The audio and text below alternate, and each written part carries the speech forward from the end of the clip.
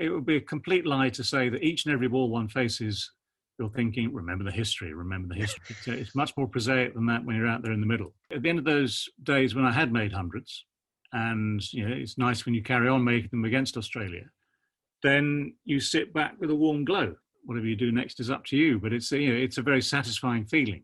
And especially given, I used to thrive on think I did, on the atmosphere of Australian cricket grounds. So for instance, that sort of sense of history at Sydney, where you'd still got the Victorian ironwork in the pavilion.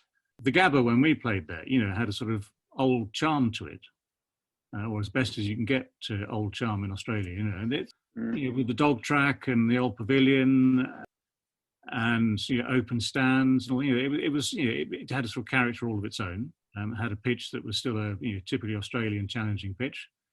Adelaide was Adelaide in its heyday. And there was a lot that went with it. That you had rest days, Yalumba wine days and Adelaide rest days, that sort of stuff. So there was a lot that went with touring Australia that was not just about the history of the game on the field, but was also partially the history of the game and the interactions between those two teams off the field. So in those days, I used to get on well with the adversaries. I'd sort of smile at Dennis Lilly. I'd chat with Ian Chappell in the rooms after a game. I got to know Border well.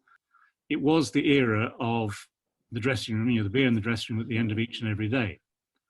And I still hanker after that. I find sort of the modern era where they save that for basically one day at the end of a series there's something missing,